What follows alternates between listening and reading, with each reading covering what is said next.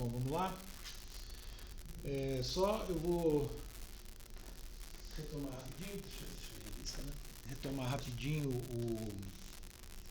os slides, né?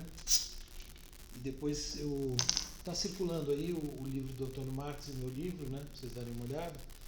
Eu vou fazer uma citação do Antônio Marx e talvez do meu, não sei se vai dar tempo. Mas a minha ideia é retomar um pouco as minhas teses aí, depois de tanto tempo. Eu andei mexendo com isso no primeiro quadrimestre, na disciplina de tópicos de metafísica, mas não tão detidamente nessa questão do perspectivismo, né? Então eu quero retomar um pouco isso, e de fato o Antônio Marx ele é uma referência fundamental para esse assunto. Basta ler a nota introdutória dele, assim, ele deixa bem claras quais as teses. Então eu vou citar, eu só queria retomar, eu acrescentei outros slides. Bom, né, então na última aula a gente passou, né, eu repassei o Kant, apresentei muito esquematicamente, muito rapidamente, né, o Schopenhauer, depois procurei mostrar o que o Nietzsche tira de cada um, e a gente chegou a esse slide aqui, né, em que eu chamava atenção, e isso é fundamental na própria tese do Marx, né, enfim, o fato de que no Nietzsche você ainda tem um esquema, você tem um esquema de, digamos assim, perspectivação que não é mais centrado num sujeito transcendental, né, universal, etc, etc, mas que se reproduz esse esquema, né, no limite, vamos dizer, em todos os seres vivos, né, mas claro, de maneira particularmente importante para nós, no ser humano. E de algum modo, quer dizer, o que vai determinar o modo como a gente estabelece uma perspectiva, enxerga a realidade? Elementos como a nossa constituição física, né, a nossa circunstância cultural, que língua a gente fala, né, em que época a gente está, quais os valores, e uma série de coisas, elementos fisiológicos, né, a gente falou sobre isso, né, a gente, por exemplo, fala da importância de coisas como alimentação, saúde, doença, tudo, né, interfere, porque há essa relação, quer dizer, você não tem mais a ideia de uma mente separada do corpo, né? Então, na verdade, mente e corpo são, de certa maneira, vamos dizer, vistos numa mesma, como uma unidade, né? Mas, enfim, o que eu estava tentando mostrar, né, comparando sobretudo com Kant aqui, então é como se você tivesse, né, aquele sujeito transcendental, né, de caráter universal, meio que pulverizado, né, mas presente em diversos níveis, digamos assim, né? Enfim, então é um pouco assim que a gente chega ao Nietzsche. Aí daqui a pouco, quando eu citar o Antônio Marx, né, isso vai servir para reforçar um pouco essa ideia. Bom, aí tem um outro elemento fundamental, né, porque o Nietzsche, além de enxergar, então, né, essa, vamos dizer, de apresentar uma nova configuração, digamos assim, de como nós produzimos conhecimento, arte, enfim, né, os cursos em geral, quer dizer, como a gente produz, né, uma certa compreensão da realidade, como a gente viu também, né, nos slides anteriores, aí na comparação com Schopenhauer, e aí, né, isso é uma coisa própria da época também, né, acho que depois até no final da aula a gente ficou conversando alguns aqui sobre isso. Há uma virada no século XIX, isso tem a ver com o próprio avanço da biologia, com Darwin, etc. A tendência a pensar o ser humano com base na biologia, na fisiologia, né, em detrimento de uma compreensão puramente racional. Então, a ideia de que, por exemplo, como a gente viu no Schopenhauer, e isso vai ser importante na psicanálise, a noção de inconsciente e tal, né, que já tem uma certa noção de inconsciente, tem uma noção de inconsciente no Schopenhauer, não seja mesmo do Freud, mas é uma questão do espírito de época, né? A vontade determina a razão e não a razão a vontade, né? Então há uma certa inversão aí. O Nietzsche herda isso do Schopenhauer, né? Naquela primeira fase, ele ainda jovem, com essa influência mais forte, né? tem uma posição mais parecida, digamos assim, com a do Mestre, né? Mas depois, nessa compreensão fisiológica, ele vai abandonar, ou melhor, ele vai modificar a noção de vontade e passa a compreender a vontade como vontade de poder, ou de potência. No meu livro eu uso potência, enfim, de lá para cá andei pensando, acho que talvez vontade de poder seja melhor, mas de novo, aquelas questões de tradução, né, que não tem uma solução absolutamente correta e outra absolutamente errada. Com isso, ele marca uma diferença em relação ao Schopenhauer, que é basicamente a seguinte, né? O Schopenhauer descreve a vontade como princípio de conservação da vida, né? Então, nós teríamos como um elemento, né, fundamental da nossa constituição, nós e os demais seres vivos, enfim, ele estende isso para o mundo em geral, né? Um princípio, um impulso, né, voltado à sobrevivência, portanto, à própria conservação em vida, né? E o Nietzsche vai dizer não, né? Nós na verdade não ficamos só, vamos dizer, não ficamos satisfeitos em apenas sobreviver. O que de fato move, né, os seres vivos é uma busca por mais, né, por mais potência, o poder, né? Claro, poder no sentido amplo, né, não no sentido poder político, óbvio, né, não está pensando em questões fisiológicas. Esse é um argumento a favor da tradução por potência. Enfim, e com isso, né, em geral, né, os organismos vivos, vamos pensar, né, focar mais nos organismos vivos, que faz mais fácil, né, faz mais sentido, vivem lutando por mais entre si, né? Porque se você não quer só sobrevivência, você quer mais, isso implica de alguma maneira conflito com outras vontades, né? E isso se dá em diversos níveis, inclusive acho que eu falei dentro do organismo, células contra células, na natureza, os animais, né, entre si, e os seres humanos também, né? Seja o ser humano com a natureza, seja os seres humanos entre si. Então essa ideia de que existe uma luta, uma disputa permanente entre vontades de poder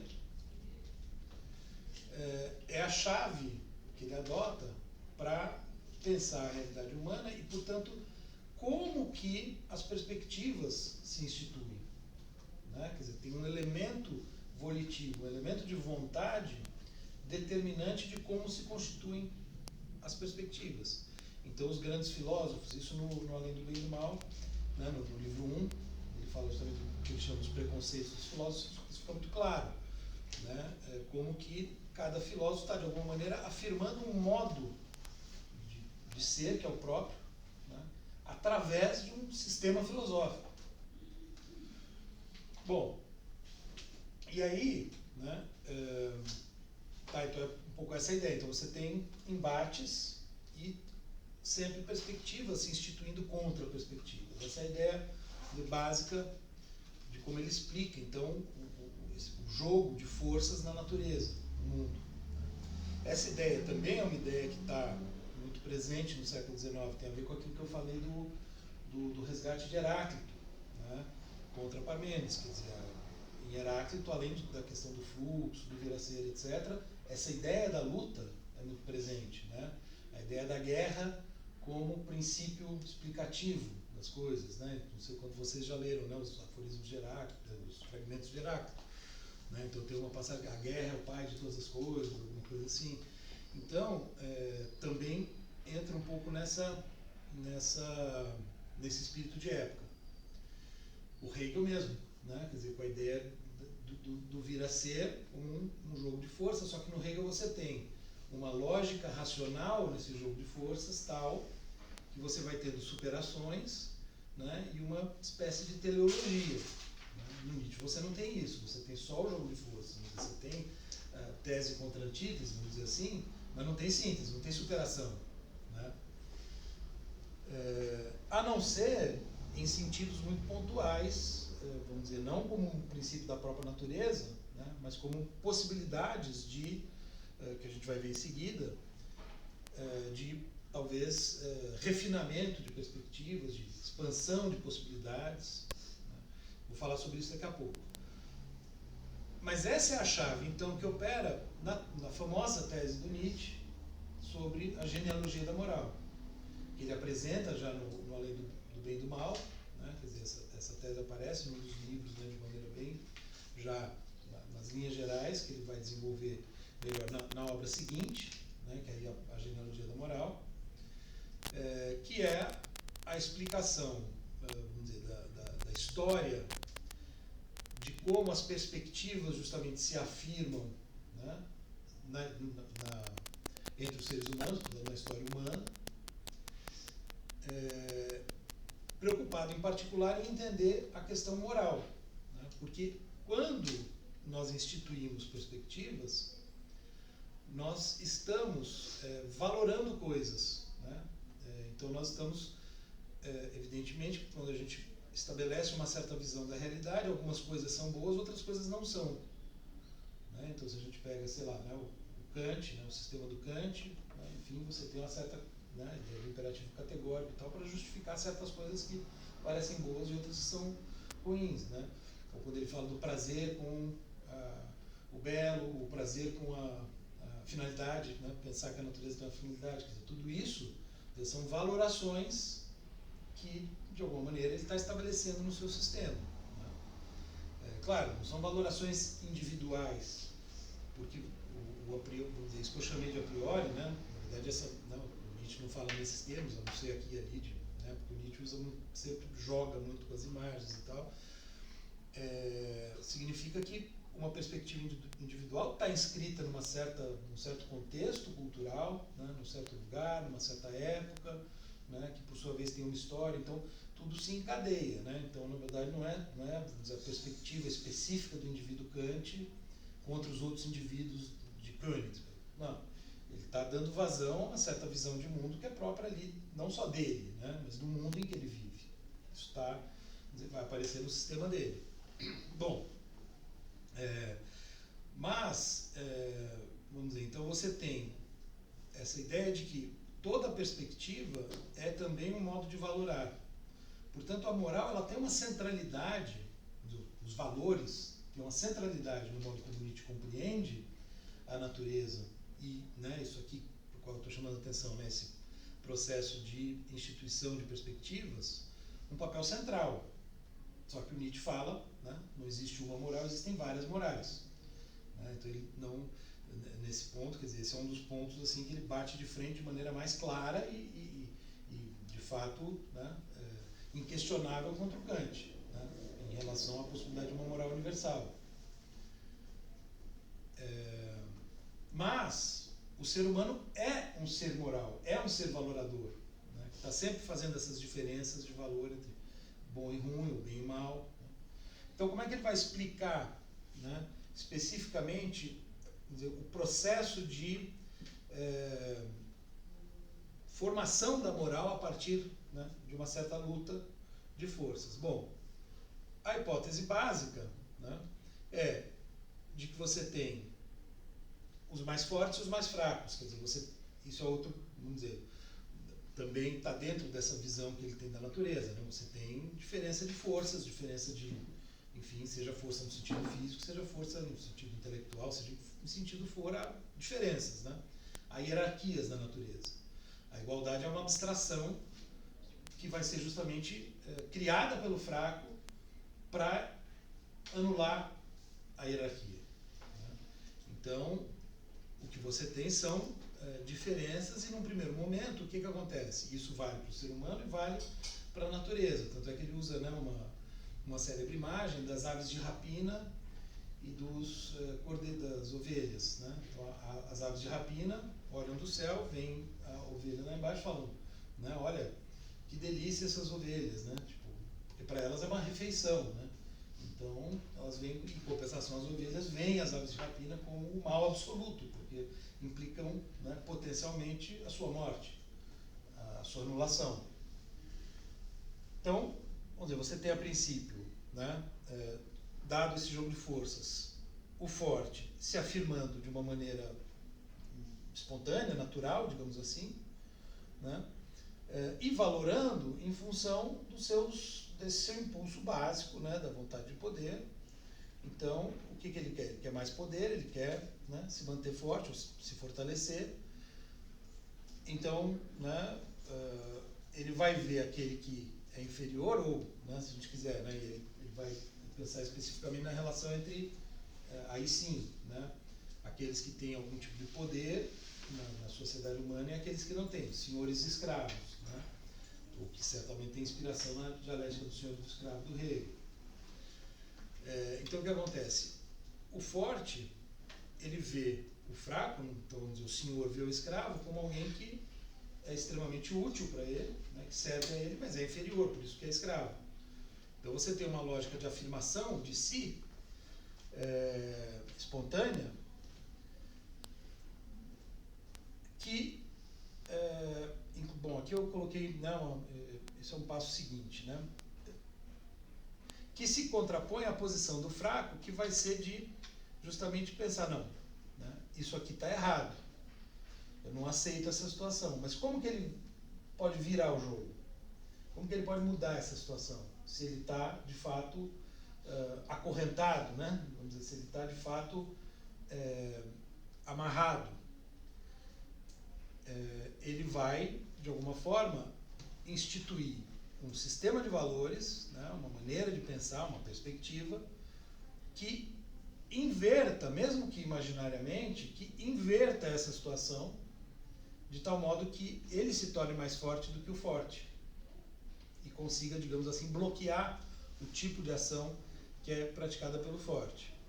Isso aqui eu coloquei porque, né, a gente estava vendo a questão do perspectivismo, isso a gente ainda vai falar bastante. Quando a gente coloca a questão do perspectivismo, e isso já no Kant aparecia como problema, né, se a gente pensa naquela versão idealista, aquele problema todo, nós estamos falando de uma interpretação do mundo e não de uma verdade absoluta do mundo. Isso traz implicações que são, bom, então nós não temos acesso à verdade, temos, não temos, né? E se o Nietzsche está dizendo, olha, as perspectivas são variadas, qual delas é verdadeira, né? Como saber? Ele vai, né, um dos fatores, depois a gente vai ver isso também, vai ser essa ideia de afirmação da vida. Não que ele esteja simplesmente defendendo nesse primeiro momento, né?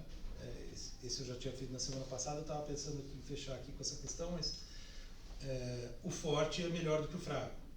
Porque o fraco, para virar o jogo, ele vai ter que se tornar forte de fato, né, através de uma certa estratagema que, né, eu coloquei no slide seguinte.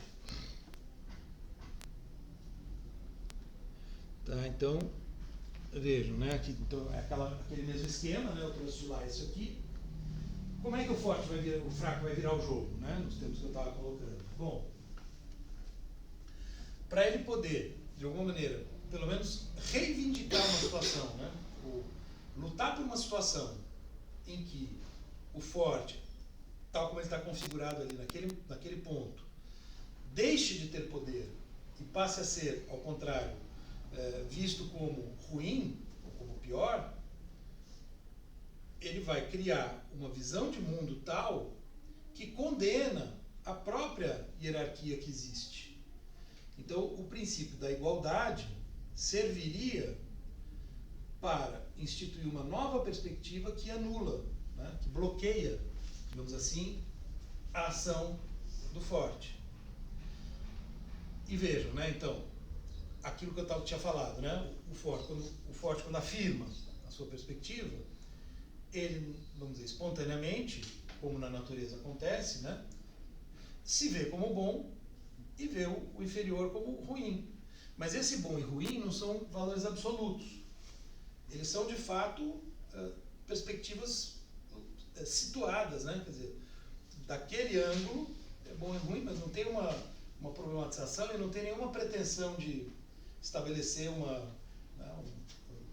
princípios universais ou qualquer coisa do tipo. Só que, justamente, para fazer isso que Nietzsche vai chamar de transvaloração dos valores. Né? Então você tem uma primeira grande transvaloração e o Nietzsche fala em fazer uma outra transvaloração. Mas essa é a grande transvaloração. Quer dizer, por que transvaloração? Né? Porque você tem uma inversão radical dos valores. Isso é um movimento fundamentalmente intelectual e criativo também. Então, não deixa de ser a vontade de poder se afirmando. Porque, vamos dizer, o fraco está numa situação que ele não tem como reagir à situação em que ele se encontra na mesma moeda, digamos assim, do senhor. Ele pode até ter, né, enfim, né, se eles se rebelarem, fizer uma... Mas a princípio, né, se ele está amarrado, o que seria, né, mais eficaz, digamos assim? Seria você instituir uma nova visão da realidade que proíbe aquilo que o forte faz, que torna aquilo o mal. E aí sim, em sentido absoluto. A partir do valor, né, do princípio da igualdade, você tem uma noção de mal e bem absolutos. Só que vejam, essa virada ela é fundamentalmente reativa, segundo Nietzsche. Por quê? Porque aqui, vejam, o forte primeiro, ele se vê como bom. Seria algo espontâneo, algo da natureza. Os animais, a princípio, né, se veem como bons, não teriam por que ver de outra forma.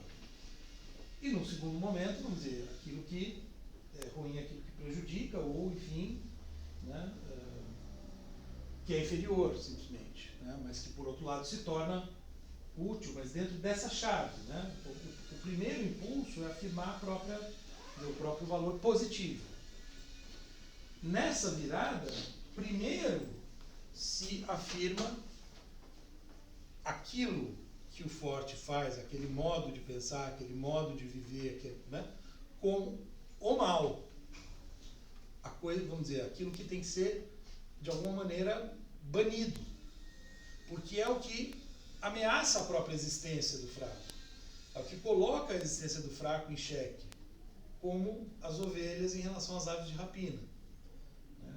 Então, aquilo é uma vida, né, a caminho da morte, quer dizer, uma vida sem valor, né, do ponto de vista dele, se ele adota o mesmo ponto de vista, quer dizer, não tem como achar bom aquilo que ele vive. Então, é natural que seja ruim, mas para virar, ele tem que instituir um princípio, né, condenar o que o forte faz e transformar em bem aquilo que permite bloquear o modo de agir do forte.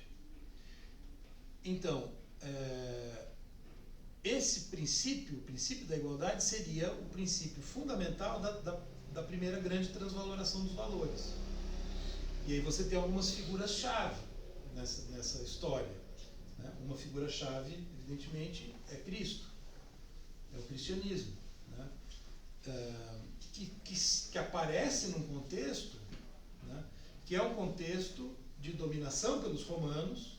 Vamos dizer, os romanos são o forte e eles, né, não só, na verdade isso já é uma perspectiva do próprio povo judeu ali, né, mas que, vamos dizer, do ponto de vista da pretensão de universalidade, né, de certo modo Cristo radicaliza. E talvez por isso, né, tenha conseguido tanto sucesso, né, tenha conseguido se espalhar. Porque todos os dominados pelo Império Romano, aos poucos, vão se identificar com essa visão. Né? Porque se afirmado o princípio da igualdade, não haveria justificativa alguma para um povo dominar o outro, por exemplo. Né? Ou para alguém dominar alguém. Então seria um modo de evitar a hierarquia, que prejudica quem está numa posição inferior. O forte jamais lutaria pelo fim da hierarquia, uma vez que ele se encontra numa posição boa dentro dessa hierarquia, né? Enfim, então esse seria o movimento da transvaloração, né? Que aí estabelece uma certa moral, isso explica melhor o que eu tinha colocado no outro slide, que implica uma certa negação do impulso mesmo da vontade de poder, que é o impulso por mais, né? Porque significa bloquear esse impulso, significa, olha, não se pode desejar mais, não se pode, né? E isso no cristianismo, né, os valores cristãos são muito claros, né, a princípio, pelo menos na Igreja Católica. Depois o protestantismo muda isso, né? Inclusive vai ter, né, tem aquele estudo do Weber, né, sobre a ética protestante do espírito do capitalismo e tal.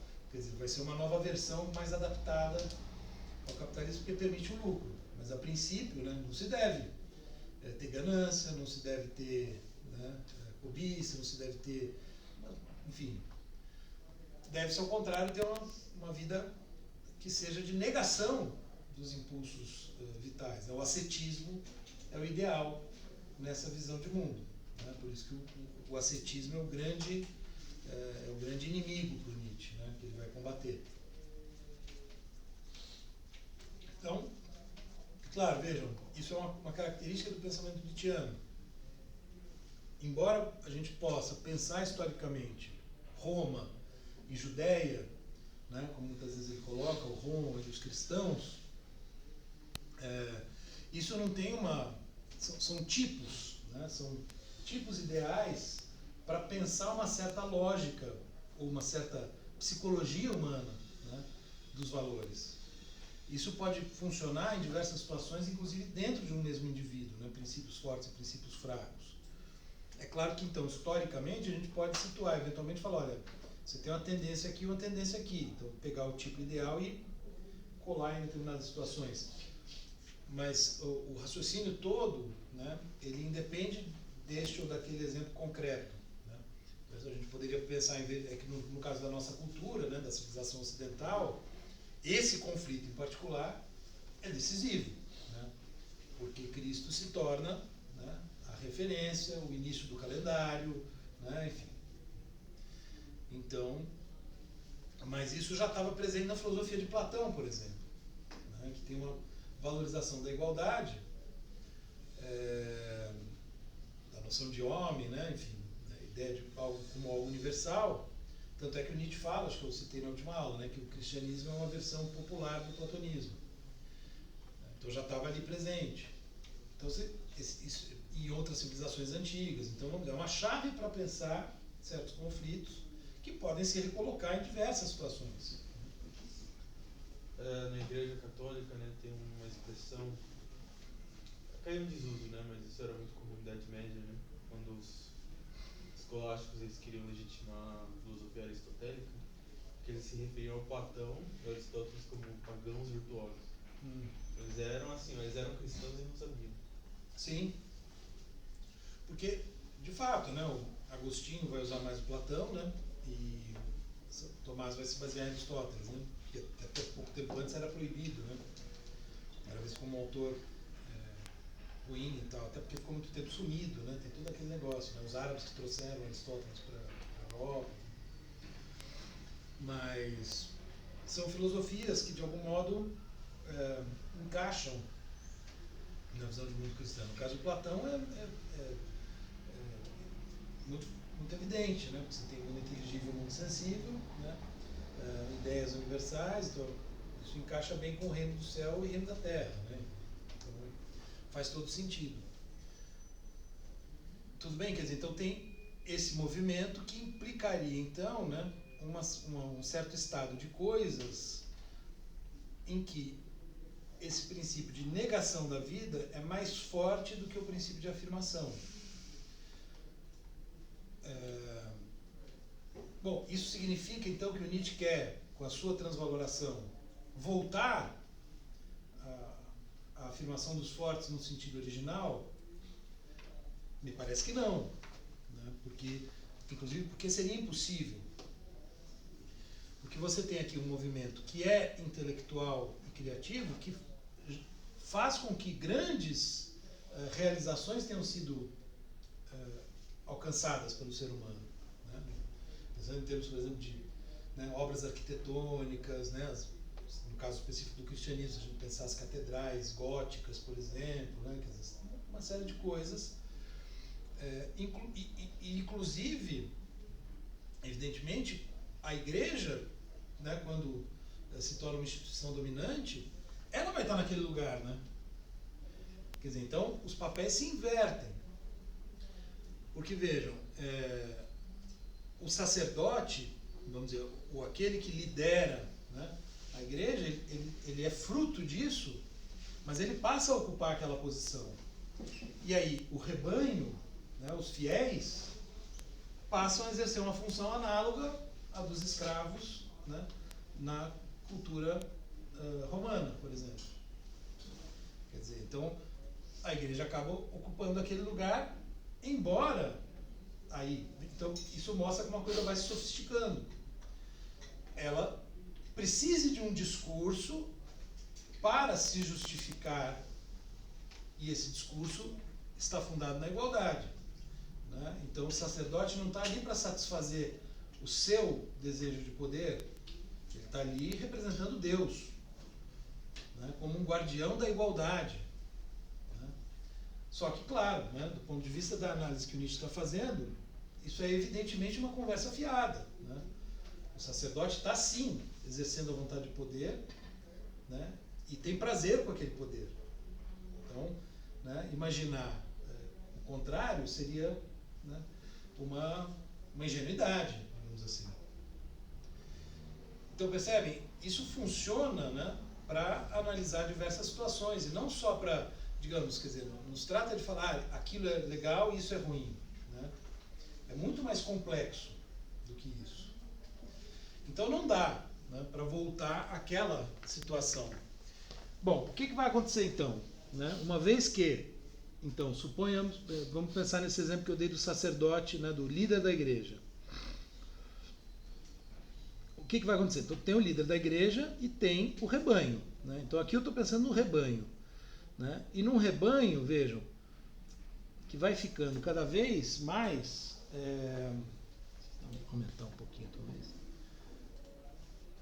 Acho que está dando para ver, né?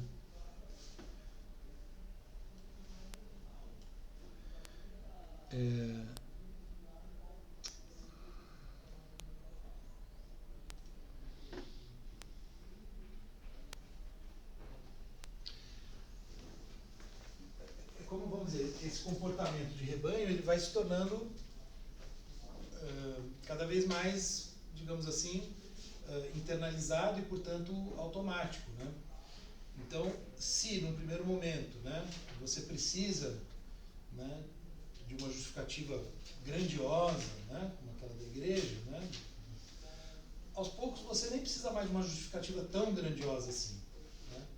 Uma justificativa meia boca já serve, que é como Nietzsche vê a democracia moderna, uma espécie de, né, uma justificativa, né, mais ou menos, mas que, como, né, o comportamento já está automatizado, funciona.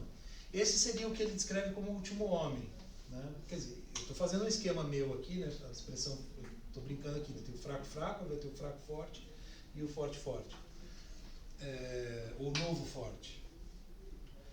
Vejam, então, quando Zaratustra, né, o começo de Zaratustra, quando Zaratustra desce da montanha e anuncia para a multidão o super-homem, o além do homem, né? Eu comentei com vocês que, enfim, eu ando um pouco inquieto com essa tradução. Então, quando Zaratustra chega e anuncia o super-homem, isso tem a ver com a ideia de superação. Então, de fato, né, talvez faça o problema é que a gente fala super-homem e lembra do Clark Kent, né? Então, mas, enfim, é aquele que, né, dada a moral dos fracos, essa moral que prevaleceu, ela bloqueia o impulso inicial. E isso significa o quê? Né? Claro, o indivíduo, ele né, ninguém poderia viver com a vontade de poder bloqueada, inteiramente bloqueada. Isso, né, de alguma maneira, é preciso dar vazão a parte dos impulsos, pelo menos. Né? Então, o que acontece? Bom, várias possibilidades de agir, várias possibilidades de viver vão ser negadas. Vai sobrar um certo modo de viver que é chancelado pela moral dominante. Então você vai ter uma afirmação, mas uma afirmação tímida, né? Porque em vez de várias possibilidades, você tem ali uma possibilidade, né? Que é justamente característica do cordeiro adestrado, que vai seguindo, né, o pastor, para onde o pastor vai, ele vai atrás. Então você tem uma... ele está vivendo, mas é uma possibilidade como que única, né? Tem que viver daquele jeito e todo mundo vai viver igualzinho. Né? Isso também, por isso que eu estou falando da automatização, né? Um comportamento que fica internalizado e automatizado, porque o Nietzsche também está tentando explicar a sua época, né? E se a gente pensar, por que, né, mesmo depois, né, muita gente vai usar a questão, essa ideia, porque essa reação, né, tá associada à figura do ressentimento, né? Então, a noção de ressentimento, por exemplo, teoria crítica de um lado, né, psicanálise de algum modo do outro, né, vão trabalhar, porque há uma necessidade de explicar o fenômeno da massificação, né, inclusive do ponto de vista cultural, né, como o Adorno vai fazer. Então, Nietzsche está pensando isso, né? Porque, o que faz os indivíduos agirem todos da mesma maneira, sendo que não tem, de fato, um pastorzão, né, uma igreja forte ali, mandando agir daquele jeito, nem um senhor de escravo mandando fazer aquilo, né? Eles vão, né, o Nietzsche tem no Zaratustra, ele fala, eles vão voluntários para não sei se é o manicômio que ele fala, enfim, mas enfim, é um pouco aquela coisa da servidão voluntária, né? O título do livro do Lavoisier, não sei se vocês conhecem, o discurso da servidão voluntária, que é um fenômeno que vai se tornando, para os pensadores modernos, né, muito curioso, né? Porque antes a servidão tinha que ser, né, se a gente pensa, né, no Império Romano, nos escravos, né, para manter a servidão você precisa, né, de chibata, né, você precisa de força, né, acorrentar. Ora, por que o ser humano moderno, com todas as ideias culturais que tem, se torna voluntariamente, né, um cordeirinho, né, e isso para pensar fenômenos do século XX, né, é interessantíssimo, né, por isso que, né, bom, né, o que leva os alemães, né, o povo, né, onde se deu, né, talvez o principal lugar do iluminismo, né, da cultura, no século XVIII, XIX, etc. E tal, a aderir ao nazismo, né, que os caras, né, se a gente vê as cenas, né, dos filmes e tal, né, a massa é um fenômeno interessante, né? Então, quer dizer, você tem uma espécie de, né, esse comportamento. Então, o que é interessante, eu estava falando, né? Quando Zaratustra chega e anuncia o super-homem, a multidão fala, não queremos o super-homem, né? Expulsam ele de lá, falam, nós queremos o último homem, porque acho que ele fala dos dois, eles falam, não queremos o super-homem, queremos o último homem. Ou seja, eles querem isso, né? Esse é o novo modelo, né, digamos assim, de ser humano que tá na praça e que as pessoas estão satisfeitas com ele, né, que é o último homem, o homem moderno, né, muitas vezes o Nietzsche usa essa figura. Tudo bem? Fala. A culpa é que sustenta isso, o sentimento de culpa, como uma ferramenta de controle. Sim, eu acho que tem as figuras são o ressentimento, a culpa, né, que vem um pouco junto, né?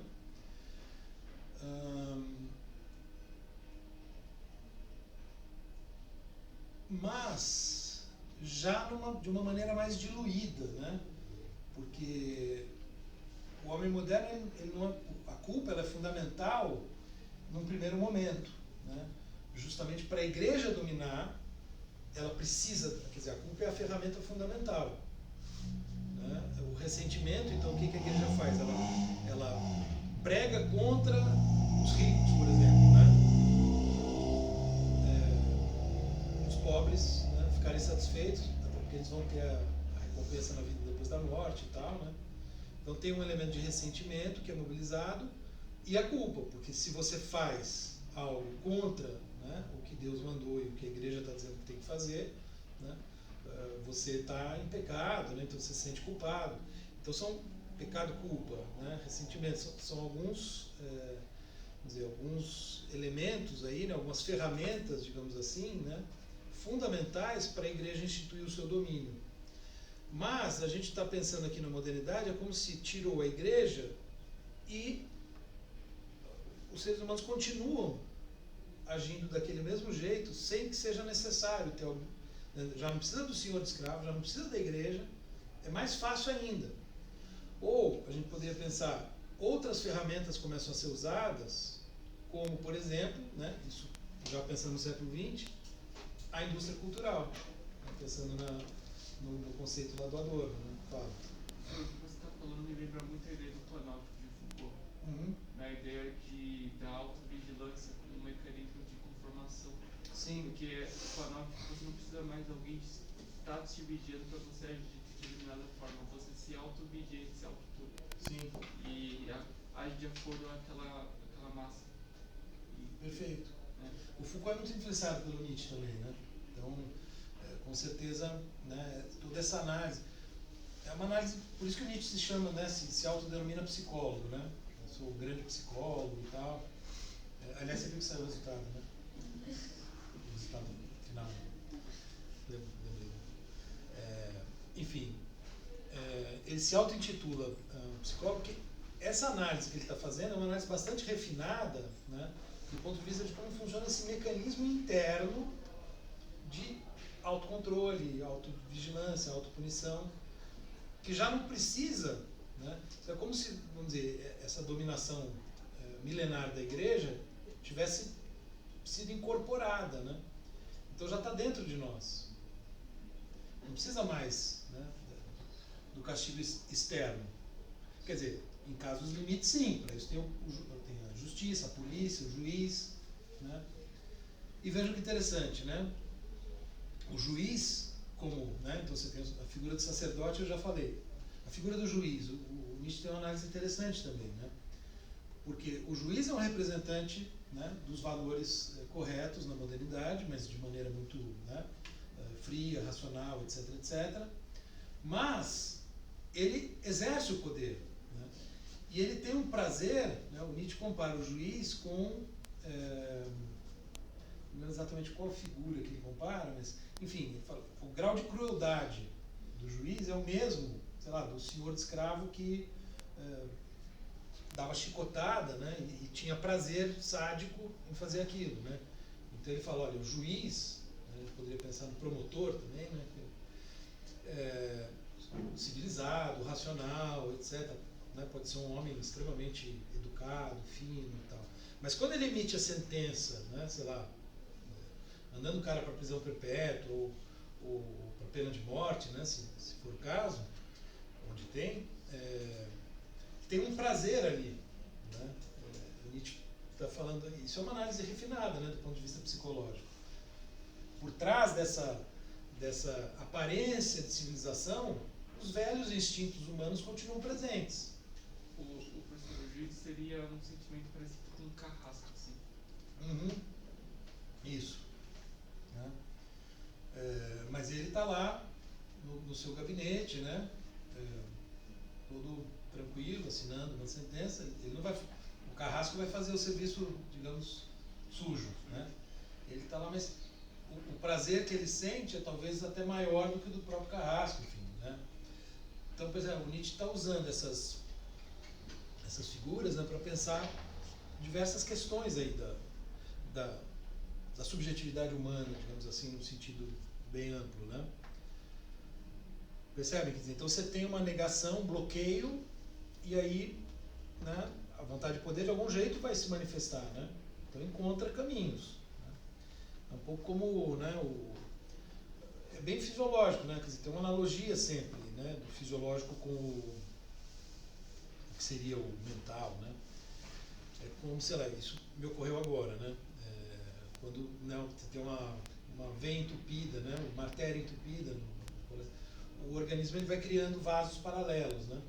Então, um pouco assim, vamos dizer, a afirmação, o modo mais evidente de afirmar a vontade de poder está bloqueado. Então, formam-se caminhos paralelos. Né? Então, o juiz não pode, né, pensando já nesse exemplo, não pode sair matando pessoas na rua.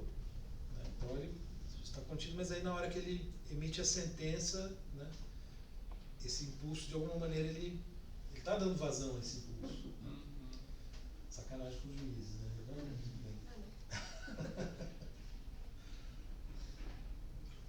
Bom, o promotor eu acho até pior, né? Porque é o cara que tem que acusar e tem que ganhar o processo, né? Fico imaginando, mesmo sabendo eventualmente ou desconfiando que o cara é inocente, ele vai fazer o possível para acusar, né? Bom, aí eu estou imaginando aqui, eu estou jogando um pouco com as figuras, tá? Aqui, pensando pouco livremente, né, para fazer essa sequência aqui, né? Então, o que seria o fraco forte, né? Como, por exemplo, né, teria sido o caso do sacerdote, poderia ser o caso do juiz, né? É alguém que, dada a negação, por meio de algum movimento intelectual criativo, consegue afirmar de uma maneira que já não é aquela afirmação tímida. Consegue afirmar de uma maneira mais poderosa e reconquistar possibilidades.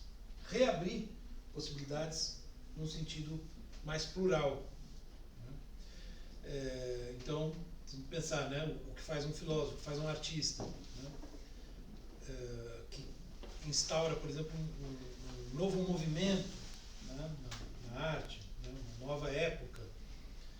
É como se ele tivesse né, um movimento muito forte, e aqui a vontade de poder também. A vontade de poder está o tempo todo presente. Né? Só que nesse caso, vamos dizer, ele não se contenta em ficar só com aquela possibilidadezinha, né, no qual ele está autorizado a operar. Ele vai dar um jeito de criar algo que reabre possibilidades. Então você tem uma afirmação. Né? Então, sei lá, vamos pensar, para ficar nos nossos filósofos, né? O Kant tem lá, né, pensando do ponto de vista filosófico, né, aquela situação, aquela espécie de beco sem saída, né, do racionalismo contra o empirismo, etc. Né? Ele vai empregar toda a sua genialidade para criar uma nova maneira de pensar, e essa nova maneira de pensar vai abrir possibilidades para ele mesmo e para os que vêm depois, né? Independentemente de ele estar pensando nele mesmo ou nos que vêm depois. Como se for um movimento, muitas vezes, né, o Nietzsche vai dizer, como que involuntário, né? Mas acontece alguma coisa ali muito poderosa para que aquilo aconteça, né? Então você tem, né, um movimento que reabre possibilidades. Mesmo se a gente pensar, né, de novo, na figura de Cristo, por exemplo, né, ou a figura como Cristo, né, de alguma maneira, né, quer dizer, não é intelectual no sentido de ele não escreveu uma obra, né, como Sócrates também não escreveu, mas tem vamos dizer, ele empregou todas as suas forças, né, em instituir uma visão de mundo diferente daquela que estava posta, né? Então, de alguma maneira, e com isso, né, abriu possibilidades e talvez por isso justamente, né, teve tanta repercussão, né? E assim figuras desse tipo, né? Quer dizer, então acho que o Nietzsche permite pensar, né, certas figuras paradigmáticas, né, como, quer dizer, pessoas que encontraram esse caminho, né, de driblar esse interdito de possibilidades e instituir possibilidades novas que se abrem então. Né? Eu lembrei agora de uma citação da Gaia Ciência, né, que está, né, eu cito ela em algum momento no meu livro, em que ele fala que o mundo voltou a ser infinito para nós, né, que tem muito esse sentido, né? Quando você reabre as possibilidades, claro, não é infinito, né, no sentido literal, mas você tem de novo, percebe, muitas possibilidades abertas, onde, a princípio, a vida parecia ter convergido para uma única possibilidade, né? Tipo, não tem outro jeito, só dá para agir dessa forma, né? Seguindo, né, ali o que todos fazem do mesmo jeito, etc, etc. Né? Em alguns casos, cria-se esse movimento de reabertura. Né? E aí, o que seria o super-homem? Né? Que é uma questão difícil de responder. Né? Tem várias interpretações. Né? O que o Nietzsche quer dizer exatamente com isso? Para onde que ele está apontando? Né? E com esse negócio dos tipos, né? Ele cria muitas figuras, muitos personagens na obra dele, né? Não só no Zaratustra, mas, né? Então ele fala dos novos filósofos, os filósofos do futuro, né? O super-homem. Então ele parece estar apontando para um certo modo, né, de fazer filosofia, mas que ao mesmo tempo psicologia, talvez seja arte também, né? Quer dizer, está apontando para alguma coisa e de alguma maneira, eu diria, ele próprio tentando né? Quer dizer, se você pensa no esforço dele com a linguagem, né? Experimentando novas formas de escrever, né? Com Zaratustra, enfim, é como se ele tivesse, né? Tentando encontrar saídas, né? Encontrar possibilidades, né? Justamente para reabrir, para instituir novas possibilidades, né? Alguma coisa nesse sentido. Quer dizer, ele não se conforma com aquela situação de negação das possibilidades, né? Enfim, né? Aceitar que a vida se reduza àquilo, né? Então é preciso fazer alguma coisa, né? E no caso dele, isso se volta muito fortemente contra especificamente o cristianismo, por razões muito pessoais mesmo, né? Como eu já falei, ele era filho de pastor protestante e neto por parte de pai e mãe, né? Então ele cresce numa atmosfera impregnada de religiosidade, né? E de valores cristãos. Então aquilo, principalmente para ele, né? É absolutamente aterrador, né? Imaginar uma vida como aquela, né? Então ele está tentando encontrar possibilidades. E por compreender esse mecanismo, quer dizer, o que me parece? Uma das maneiras possíveis de pensar essa figura, né, que ele está imaginando seria o seguinte, né? Quando eu dei o exemplo do Kant, então o que o Kant faz? Ele tem ali um problema, algum tipo de bloqueio, mesmo que seja só no plano do pensamento, né, que é onde ele está concentrado, e ele tenta abrir esse movimento aqui, de reabertura de possibilidades. Bom, me parece que de alguma maneira o Nietzsche muitas vezes está afirmando o seguinte: você abriu um conjunto de possibilidades aqui, uma nova perspectiva, né? Mas você não vai se contentar com essa perspectiva, você vai afirmá-la, mas depois você vai negá-la para poder instituir outro movimento de abertura, e assim sucessivamente. Por isso tem um aforismo do segundo livro, né, do Espírito Livre, do Além do Bem e do Mal, que ele fala: é preciso ter sido cético,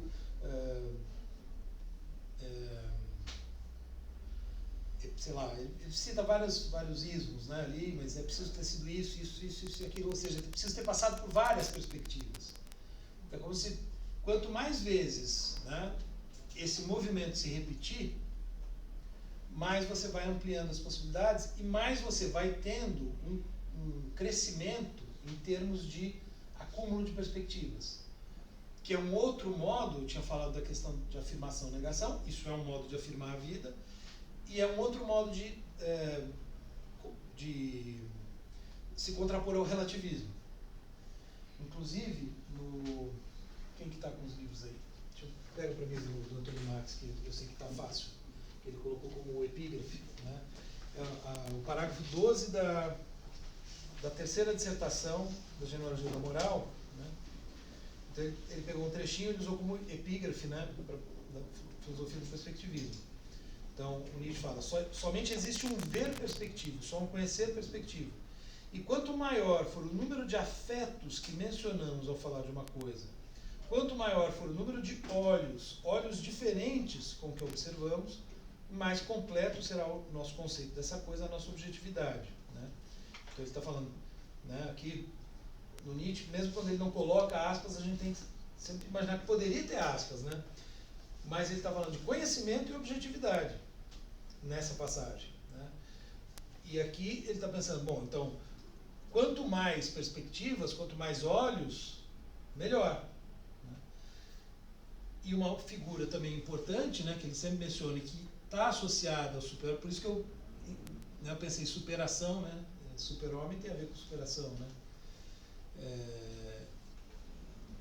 É uma constante superação de si, quer dizer, então, ao contrário dos filósofos dogmáticos, que quando fazem esse primeiro movimento pensam: encontrei a verdade, né? Eu, Platão, sou a verdade, ou eu, Kant, sou a verdade. Não, o espírito livre, que é outra figura, né, que ele usa, não vai parar ali, ele vai além, né? É como se houvesse um aprendizado desse mecanismo e o indivíduo, vamos dizer, o filósofo, né, enfim, se disciplinando para nunca nunca parar numa perspectiva. Professor, seria um mecanismo de transformação. É. Algo meio que se transforma com o tempo. Uhum.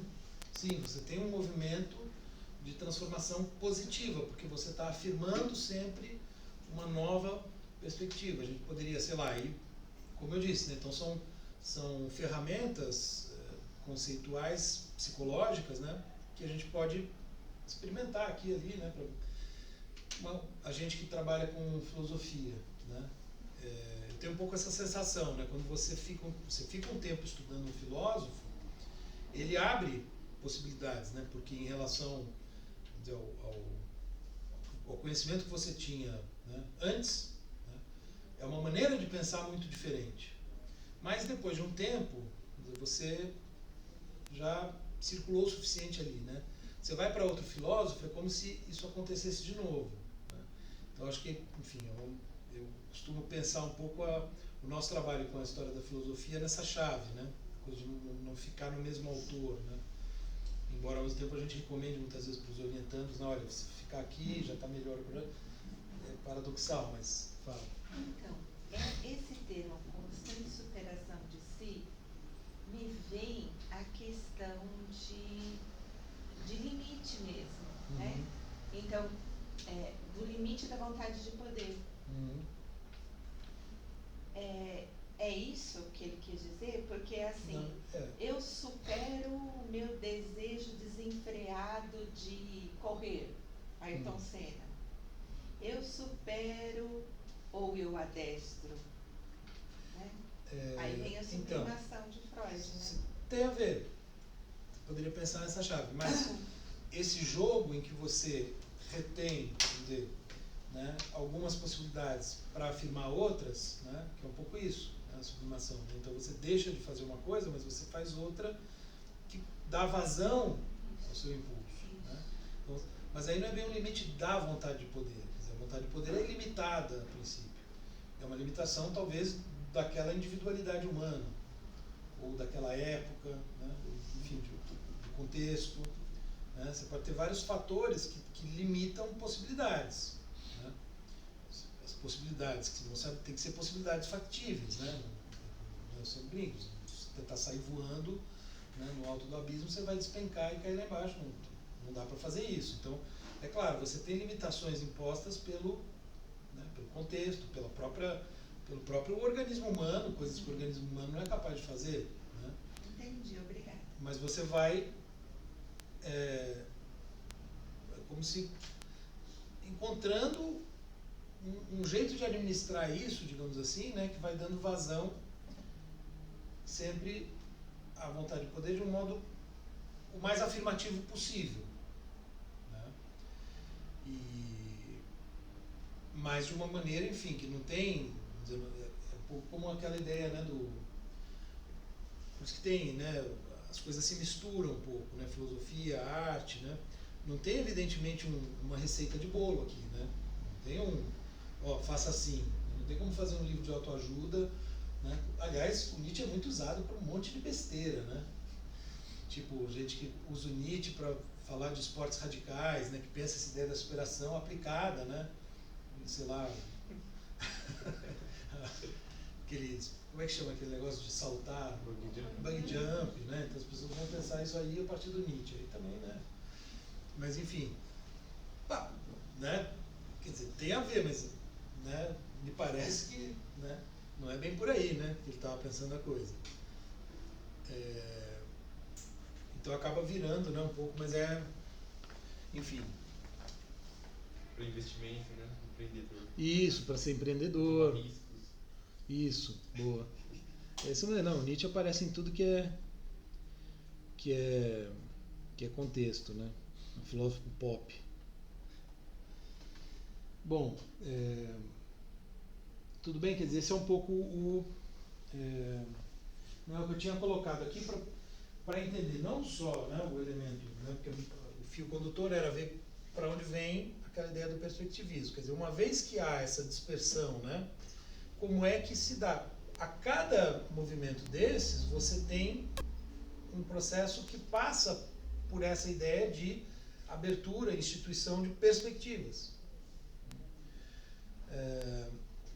Portanto, veja, esse movimento ele tem sempre, eu coloquei intelectual criativo, eu estou pensando um pouco aqui, né? Isso não são termos do Nietzsche, né? Mas na ideia do que o Kant chama de livre jogo, né? De imaginação e entendimento. Quer dizer, você tem um acúmulo de cultura, né? De inteligência, né? Quer dizer, tem um elemento de pensamento, inclusive racional. Quer dizer, o Nietzsche não é antirracionalista, né? Em nenhum momento. Ele fala de pequena razão, grande razão, a grande razão do corpo. Por quê? Né? Talvez justamente a razão que está a serviço do corpo, está a serviço da afirmação, né? da vida. Enfim, então, certamente passa, né? Pelo pensamento e passa pela imaginação, né? Por uma certa criatividade. Quer dizer, daria para fazer um paralelo, aliás, não vou saber citar agora, mas tem textos, né, que fazem um pouco essa ligação, né, entre justamente o livre jogo e o espírito livre. A ideia de espírito livre pensada em conexão com o livre jogo do gênio kantiano, né? Que passa também pela noção de gênio do romantismo, né? Quer dizer, eu já disse isso, né? Uma coisa que eu não costumo enfatizar muito, mas o romantismo tem um papel importante que às vezes a gente esquece na filosofia alemã da época. Fala. Eu ia falar um paralelo legal dessa parte do gênio artista e do livre jogo da imaginação. Essa parte do super-homem, é certo que aqui no slide do Frankfurt tem a questão do artista e do filósofo já, né? Mas também acho legal que dá para pensar o artista nesse slide do novo forte do super-homem, no quesito o artista depois das vanguardas, porque aí já não se produzia mais manifestos, né? Então não tinha uma arte verdadeira a se pensar mais. É como se a arte estivesse feita para fazer arte novamente, depois desse período histórico bem específico. Assim. Sim. Eu acho que, inclusive, né, é interessante você ter falado disso, porque isso te radicaliza mesmo, né? Assim, essa ideia de tem que ser novo, né? A um ponto, às vezes, até quase, né, enlouquecedor, assim, né? Quer dizer, ainda dá para fazer alguma coisa inteiramente nova, né? Às vezes dá um pouco essa sensação, né? Mas, e ver, de novo, né? Você tem um pouco de espírito de época, né? Que é justamente o século XIX, né? Final do XIX, é quando começa essa... impressionismo, depois vem, né, no começo do século XX, vários movimentos, né? Então, essa ideia de... porque vejam, né, se a gente pensar bem, isso tem a ver também com o fato de que a modernidade é a primeira época humana, né, que tem consciência aguda do seu caráter histórico. Né? Isso é uma coisa que, por exemplo, né, não só, né, muitos mencionam, mas eu me lembro que o Habermas, no começo do discurso filosófico da modernidade, ele marca isso. Ele cita o Hegel, ele fala, com Hegel começa, né, um pouco essa ideia de que não dá mais para a gente, né, o ser humano, ele toma consciência de tal maneira do processo histórico, né, que, por exemplo, né, então, você para produzir uma coisa que tenha valor na arte, você tem que romper com tudo que veio antes. Né? Então, essa ideia de rupturas necessárias, né?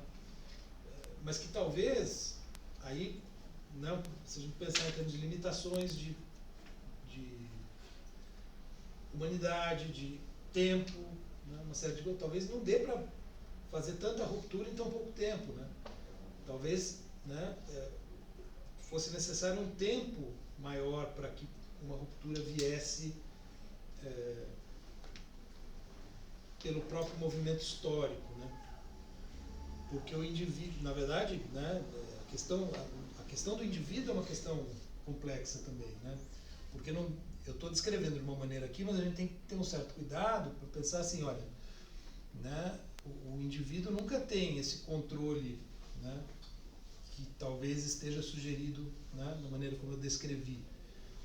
Você pode, talvez, se direcionar para se colocar numa certa direção. Mas é muito interessante como o Nietzsche aplica, né, os seus próprios conceitos a si mesmo, né? Então, nos prefácios de 86 e no Esse Homo, então, o que são os prefácios de 86? Ele escreve, acho que 5 prefácios, né, para livros anteriores. Então, o prefácio do Humano Demasiado Humano, Aurora, Gaia Ciência, salvo engano, enfim, ele escreve alguns prefácios para obras que ele escreveu, tipo, 8 anos antes, né, 6 anos antes. E aí ele descreve o processo de criação daquelas obras, quer dizer, ele, né, recupera o momento que ele vivia e descreve o processo meio que em terceira pessoa, assim, né?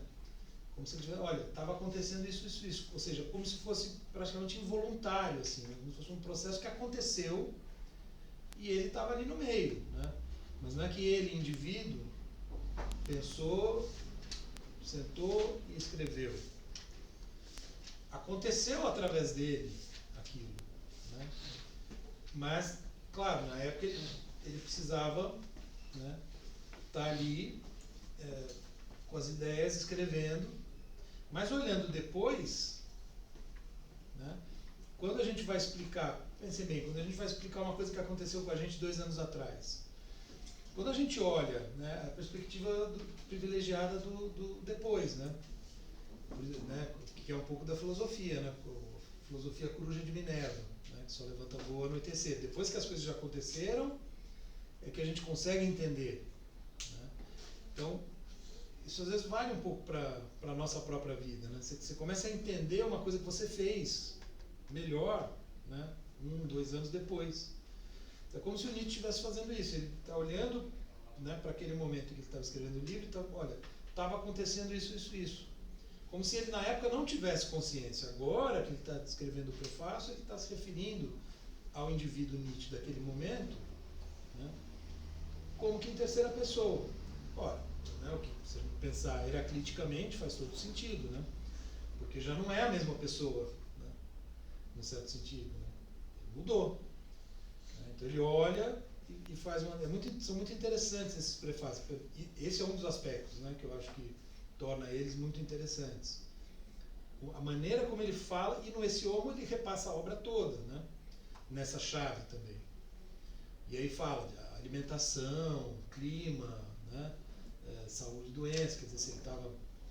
Então, esses fatores que seriam aquilo que eu chamei de um a priori fisiológico e cultural, né, tudo isso estava interferindo na elaboração da obra.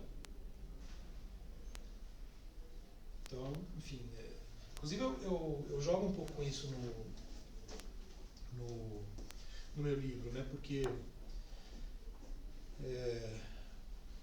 isso dá a ideia, então, de que, bom, o que acontece com a gente é totalmente involuntário. Mas foi necessário que, então, digamos, vamos pensar no Humano Demasiado Humano, que acho que é de 78.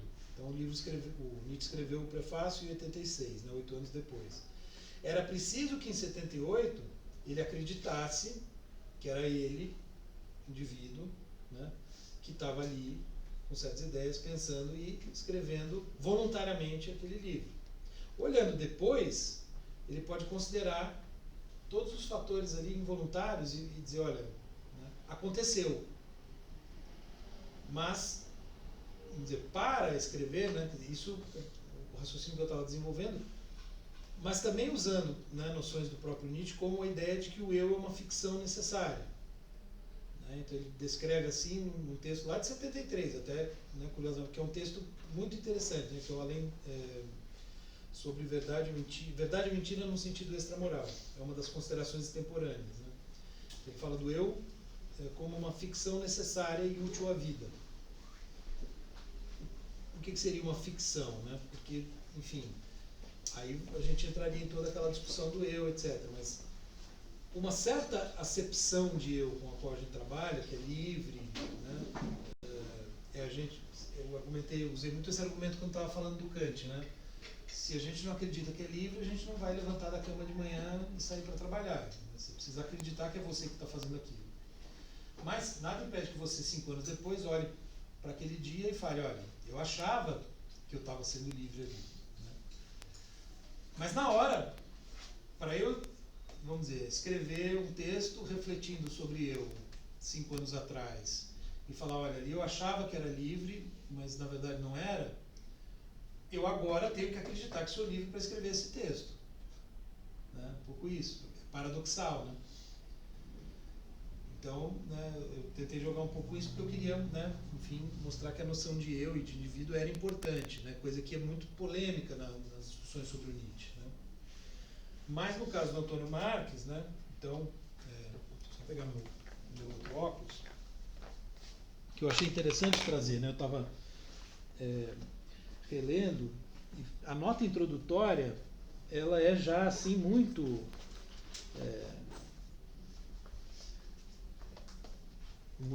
muito interessante para nós, né? pelo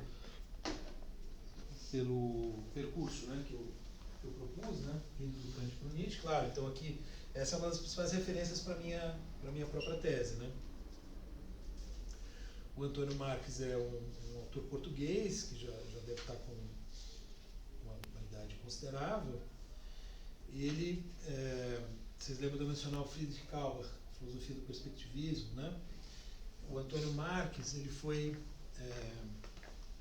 orientando, acho que fez, não sei se doutorado, do Friedrich Kauber, né? Que é um filósofo alemão, que não é tão conhecido, mas fora da Alemanha, pelo menos, que morreu, se não me engano, em 1992, mais ou menos. Quando ele estava escrevendo a Filosofia do Perspectivismo. Então, ele escreveu o primeiro volume, não chegou a fazer o segundo volume. Inclusive, é volume 1. Já tinha ideia do 2, né, mas não escreveu. E ele formou o Antônio Marques e um outro autor que eu também cito bastante, que é o Volker Guerra, que foi com quem eu tive a oportunidade de fazer os meus estágios de pós-doc lá na Alemanha. Né, que todos eles têm em comum essa leitura que aproxima, né, o Kant e o Nietzsche, que não é uma leitura tão usual. Né? Normalmente a gente, né, vê o Nietzsche como né, e o Kant como antípodas, né? Filosofias antagônicas. Então, só a nota introdutória acho que já dá uma ideia assim, do caminho que ele segue no livro. Né? Acho que é interessante citar. Então vejam, ele diz, a principal ideia que sustenta as diversas exposições que neste livro são feitas do conceito de perspectivismo pode talvez resumir-se nas duas asserções seguintes. 1. A característica mais fundamental do pensamento filosófico da época moderna até nossos dias é seu perspectivismo. E Nietzsche é o autor que radicalizou até um extremo limite essa mesma característica. 2. O perspectivismo tem uma qualidade nihilista, na medida em que supõe a consciência generalizada do caráter instrumental dos instrumentos do conhecimento, quer sejam categorias mentais, quer a linguagem. Então, quer categorias mentais como os do Kant, quer a linguagem, se a gente pensar na própria virada linguística, né, que está acontecendo na época do Nietzsche. No entanto, essa qualidade nihilista proporciona um autoconhecimento que é a condição de superação do próprio nihilismo. Ao longo deste livro, então, faz-se a exploração dessas duas teses. Né? Que o perspectivismo é próprio da modernidade bate justamente com aquela tese, né, do Kauber, que eu tinha mencionado, que então, ele está tentando mostrar, olha, e tem a ver com isso que eu estava falando, né, da modernidade tomar consciência, do ser humano tomar consciência na modernidade do caráter histórico da sua existência, né, e o conhecimento que ele produz, o que implica um potencial relativismo que, por sua vez, está relacionado ao nihilismo. Né? Eu estava falando aqui, né, em termos de relativismo, mas o nihilismo está intimamente ligado com o relativismo, porque, né, a ideia de nihilismo, né, nihil, nada, né, diz respeito à perda de sentido, né? Não há mais valores nos quais se possa acreditar. Então a vida, né, deixa de ter valor. Né? No certo sentido, portanto, se nadifica. que é uma coisa que o Nietzsche diagnostica, né? E que, na verdade, né, um diagnóstico vai ser compartilhado por vários autores nesse período, né, do final do 19, começo do 20, primeira metade do 20, inclusive eventualmente associado a fenômenos como o próprio nazismo, né? Porque há no homem moderno, né, como eu dizia, né, você não tem mais, a igreja não precisa mais estar ali presente para... Não, os indivíduos incorporaram um certo modo de agir e estão, vamos dizer, indo inercialmente, né? Avançando inercialmente. Só que esse avanço inercial ao mesmo tempo ele é muito sem sentido. Então, por mais que a coisa esteja funcionando, há uma certa falta de sentido, uma certa falta de coesão, né? Talvez a ausência de uma eticidade, como queria o Hegel, como querem outros autores, o próprio Marx, em alguma medida, né, inspirado no Hegel. Então, parece que tem alguma coisa faltando, né? O niilismo, o diagnóstico do niilismo passa muito por aí. Então, né, se a gente pega o Adorno Horkheimer na Dialética do Esclarecimento, que é um dos livros mais pessimistas, né? Eu já mencionei aqui, né, ele escrevendo lá no meio da Segunda Guerra, né, enfim, tentando mostrar um pouco como que a situação, né, que eles estavam vivendo, né, uma espécie de desdobramento desse niilismo, né, o nazismo, a Segunda Guerra, está enraizada na história da filosofia ocidental. E tem a ver, de algum modo, com essa questão, né, do perspectivismo e da relativização do conhecimento. Porque, a princípio, o ideal iluminista, que, né, poderia ser retraçado até a filosofia grega, né, envolve, de algum modo, um acesso à verdade, né, um conhecimento que seja verdadeiro, como a metafísica clássica ainda pretendia, né, no começo da filosofia moderna. Mas a gente viu o tempo todo o Kant acabar com esse ideal. Por mais que ele fale, está aqui a terra da verdade, etc., a gente viu claramente ele dizendo, isso não é uma verdade absoluta. Não tem verdade absoluta. Isso no Kant, né, que é um dos filósofos mais vamos dizer, afirmativos ainda antes, né, desse momento, mas que está, de certa maneira, com isso preparando o terreno, né, para esse quadro nihilista e para o próprio... Né, então, e esse passa a ser, digamos, o grande drama, né, da filosofia. Como fazer filosofia, admitido o perspectivismo, sem incorrer no relativismo, e, portanto, e principalmente, sem cair num niilismo que seja sem saída. Né? Porque, na verdade, o que o Nietzsche propõe, por isso que o Antônio Marx fala aqui de superação do niilismo. Né?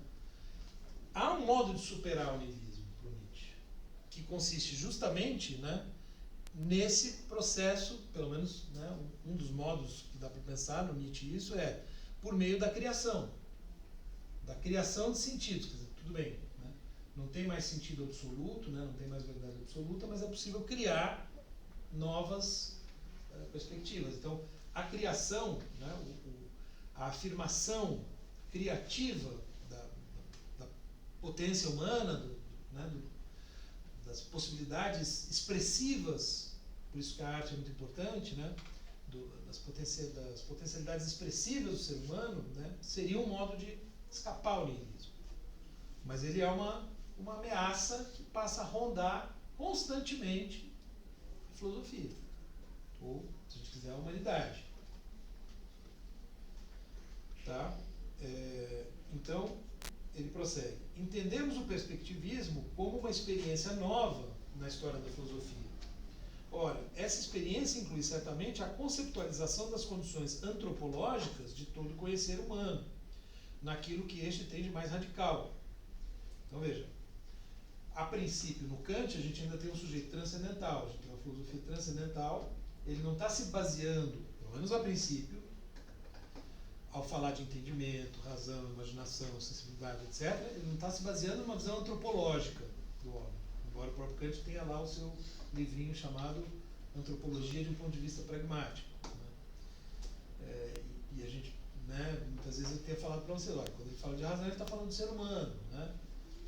Mas ele faz questão de dizer seres racionais. Enfim, essa tensão já está ali posta, né? Mas ainda não é. Agora, no Nietzsche, quando ele fala que o a priori é fisiológico e cultural, pronto, ele já é antropológico mesmo, ou seja, supõe um conhecimento do ser humano de carne e osso. Tem um sujeito transcendental. Nietzsche vai bater muito nessa tecla, né? Não tem mais um sujeito pairando no ar, universal, abstrato, etc. É o sujeito concreto, é um corpo, no limite, né? O Dr. Marx vai insistir muito nisso. Tudo bem? Né? Percebe? Então, por isso que a antropologia se torna tão importante, né? Tem a antropologia na filosofia, a antropologia filosófica. E é uma tensão, tá? O Heidegger tem toda uma discussão, assim, né? Em Ser e Tempo, ele marca a posição várias vezes no sentido de que ele não está fazendo antropologia, o que de algum modo é discutível, né? Enfim.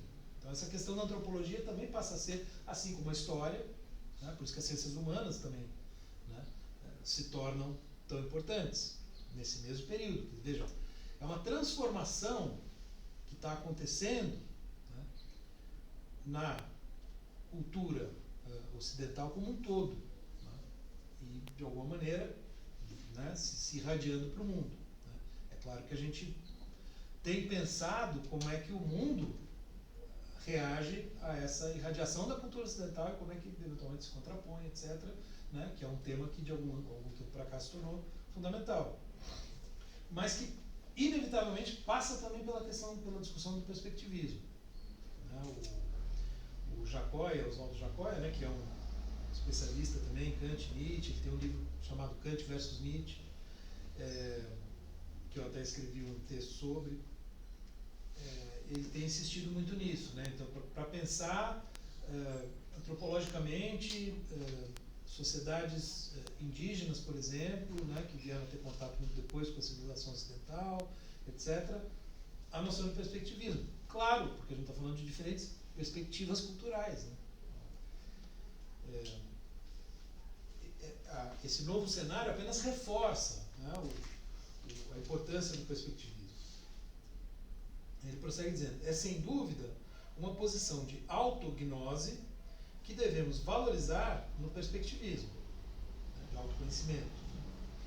Uma verdadeira revelação do modo pelo qual conhecemos é aquilo que o filósofo perspectivista realiza.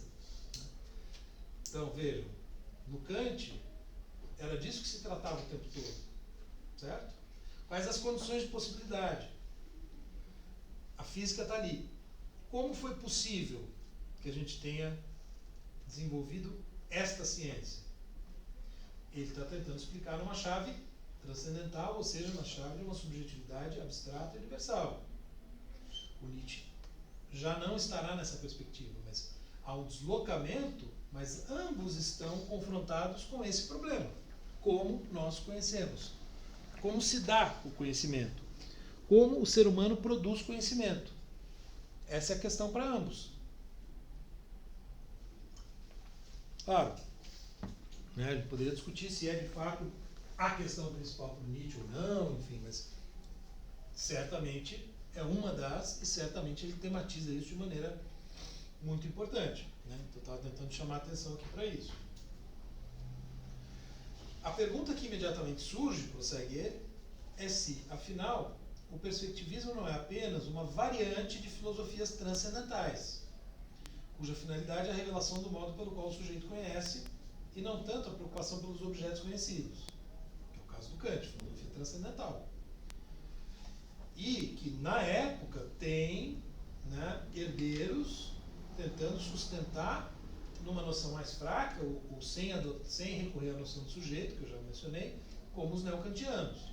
Ou Henri Cassirer, como Husserl, que também pretende desenvolver uma filosofia transcendental, como ciência.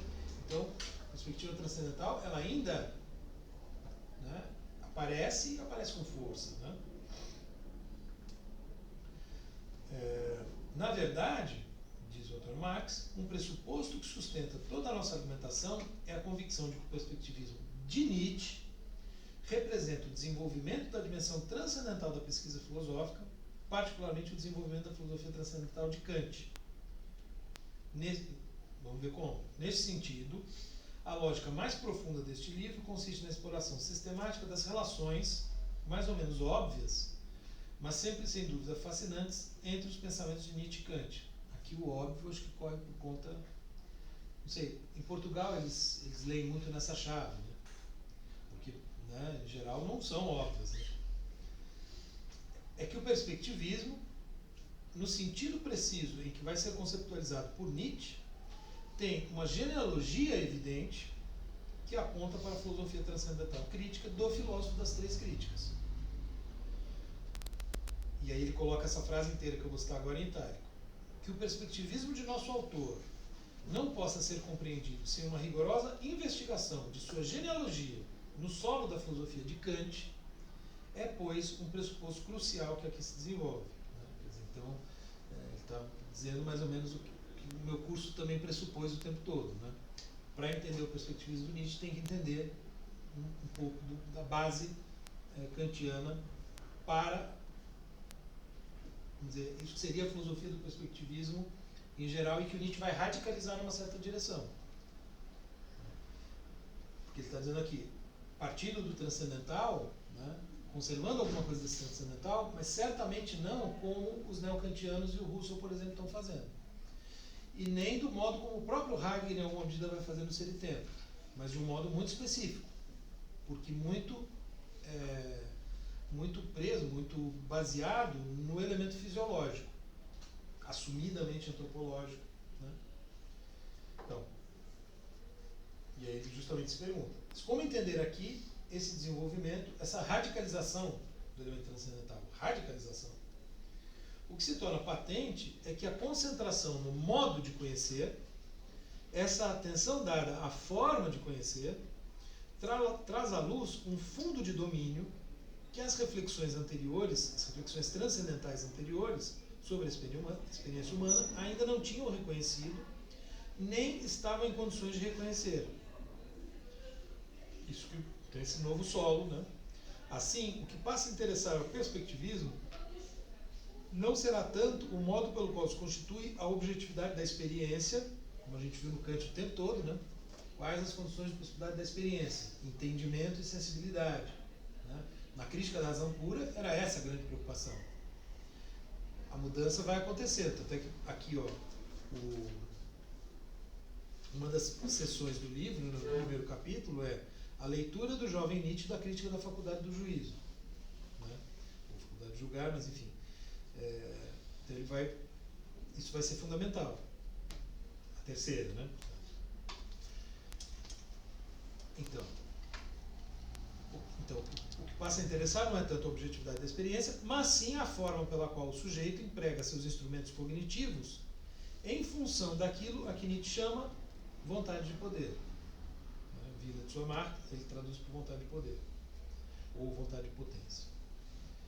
Eu, no meu livro, uso vontade de potência. Mas, enfim, né? Então, a noção, evidentemente, quer dizer, essa é a noção fundamental da filosofia do Nietzsche, né? Quer dizer, você tem um conceito, né? Isso, né?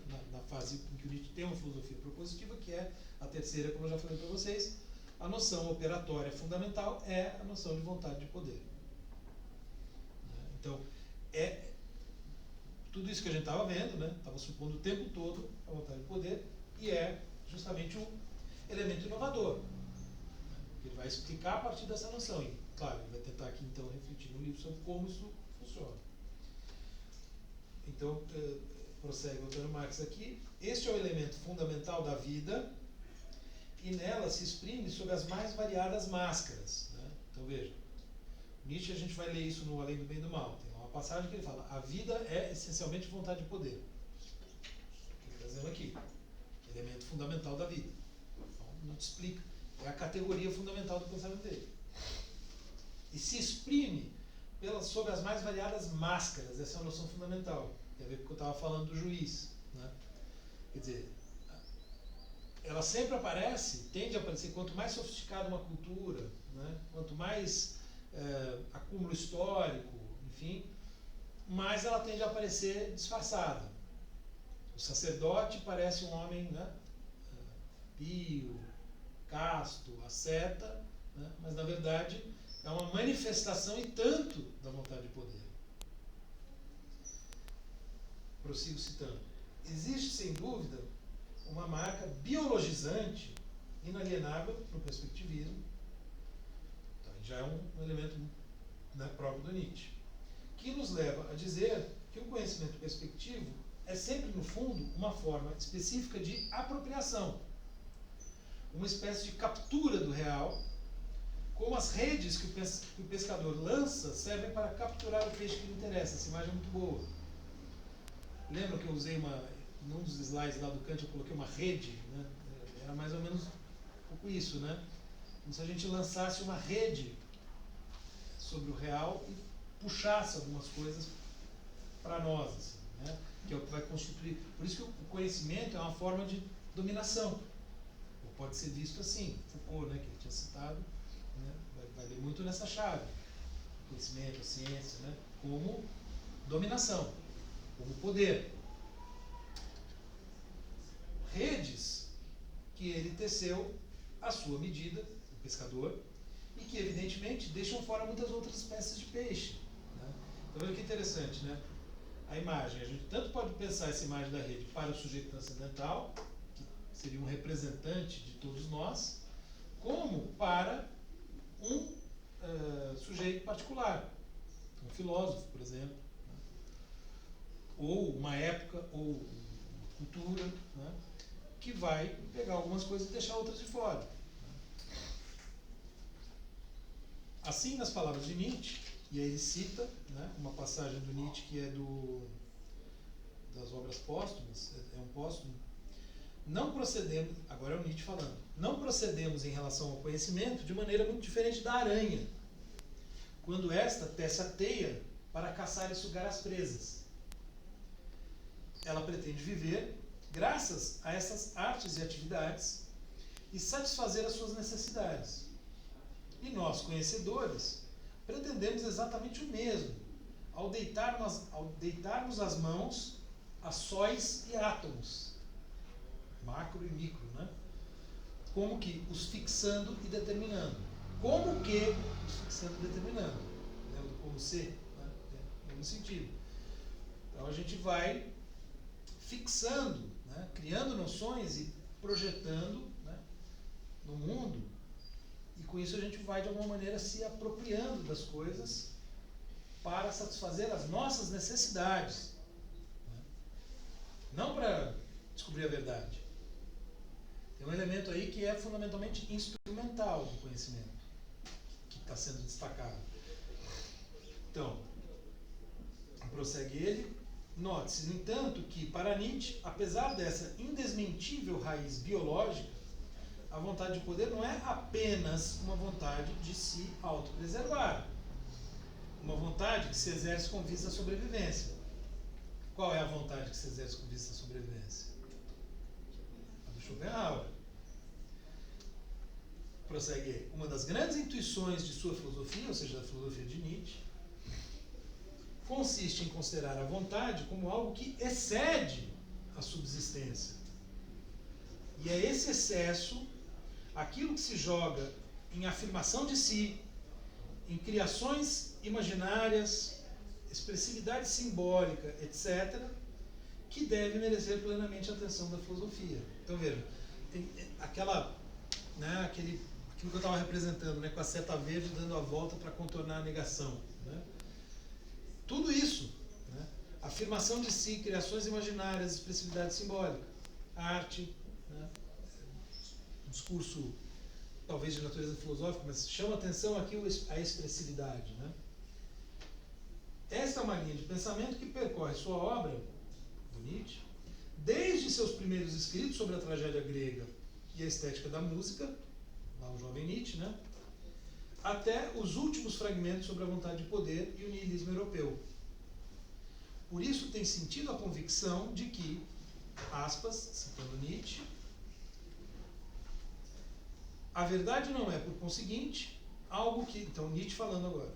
A verdade não é, por conseguinte, algo que exista já por aí e que tem de ser encontrado e descoberto, mas algo que importa criar e que confere o nome a um processo, melhor ainda, uma vontade de dominação que em si mesma não tem fim, não tem limite.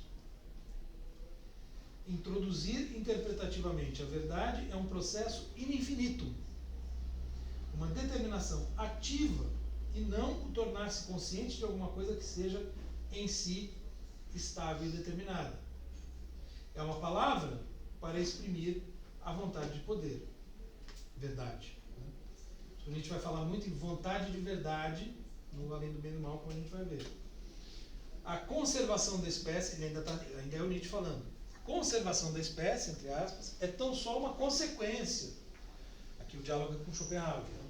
É uma consequência do crescimento da espécie, isto é, do sacrifício da espécie ao longo do caminho, que conduz a uma espécie mais forte. Né? Então, aquela ideia da superação, né, eu estava ilustrando aqui pensando em termos individuais, funciona para a própria espécie humana. Né? Você vai tendo, e aí, né, a questão da arte, né, que Giovanna, desculpa. Então, você falou da arte, né, dos movimentos.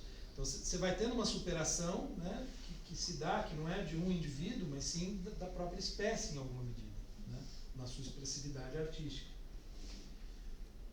Tá? Então, já estou... Que horas são? Deixa eu ver. Nossa, 9h51 já. Falta só um parágrafo, na verdade. Vou ler rapidinho. É um parágrafo grande, mas... A nossa interpretação do perspectivismo, que faz deste um desenvolvimento único e inultrapassável da modernidade, afasta-nos, por isso mesmo, da leitura de Heidegger, né, que é a leitura que o Heidegger faz do Nietzsche. Ainda que Heidegger, continue a ser um ponto de referência imprescindível e quem primeiro procurou relacionar sistematicamente, em suas lições sobre a filosofia de Nietzsche, os conceitos de vontade e poder, niilismo e perspectivismo. Tá? Lembra do que eu falei na última aula? Acho que eu falei na última aula que o Nietzsche ele virou um autor assim, que chamou muita atenção, começou a merecer um tratamento mais sistemático dos filósofos depois da apropriação nazista. Né? Então, embora, claro, o objetivo do Heidegger não fosse se contrapor, talvez, extensivamente, à apropriação nazista, até, seja porque ele era filiado ao partido, seja porque ele não podia, na época, né, também, se ele quisesse, né, não seria de bom alvitre, né, ele se contrapor, mas o fato é que ele estabelece uma leitura sistemática de grande qualidade, né, ainda que a gente possa divergir da interpretação. E essa leitura que ele faz se torna, por sua vez, a base para muitas outras que vão discordar da dele, mas que tem nele uma espécie de referência, exatamente o que ele está dizendo aqui. E no meu livro vocês vão reparar, né, depois eu vou falar sobre isso, a primeira sessão do primeiro capítulo é justamente sobre a leitura do Heidegger. Ela funciona um pouco como, dizer, a primeira grande leitura sistemática, e aí as outras vêm em diálogo com ela. Porque justamente ele sistematizou, ele relacionou de uma maneira muito filosoficamente, né, muito poderosa. Só que, né, diz o Antônio Marx, acontece que em Heidegger a história da metafísica tem em Nietzsche seu último protagonista. O Heidegger coloca o Nietzsche como um metafísico, né, como o último de um processo que aí termina e com ele Heidegger começaria outro. Né. E o perspectivismo nesse contexto seria a última figura da apropriação metafísica do mundo. A persistência do perspectivismo não poderia ser protagonizada por todos aqueles que não encontram no perspectivismo mais do que o culminar de uma história da metafísica ocidental que cai no vazio ontológico e no domínio do ente pelo ente, que é como Heidegger descreve o Nietzsche. Ora, o que encontramos como convicção mais inamovível em Nietzsche é precisamente a noção do começo de uma época em que a ilusão acerca da vontade de poder deixou de ser possível. Então, o Nietzsche, de fato, né, eu estava falando há pouco, os filósofos do futuro, etc., ele se vê como alguém que está inaugurando uma nova época, que está fazendo uma nova transvaloração, apenas comparável à de Cristo. Né? Então, Heidegger falar que ele é o fim, né, enfim. Ora, não, desculpa. As categorias da verdade, da moral, da religião não são e nunca foram purismos da razão, mas sim imposições de uma vontade de poder. Então, veja, essa é a leitura, né, que o Nietzsche coloca. Essa situação não é terminal, não representa o fim de um processo, mas, pelo contrário, continua, ainda que agora com uma dinâmica que já consciencializou o elemento ilusório, quer dizer, a gente já tem consciência de que o conhecimento é ilusório. Ficções úteis à vida, eis como a consciência perspectivista acaba por revelar as categorias da racionalidade. Ficções úteis à vida. E sua continuidade é protagonizada por todos aqueles que não encontram no perspectivismo mais do que o culminar de uma história. Desculpa, eu já tinha lido essa frase, né? Ué. Não, ele que repetiu. Bom, ele repetiu aqui a mesma frase. Enfim, acontece às vezes, né? A gente esquece de deletar, né? Muda de lugar e esquece de deletar, fica 2 vezes.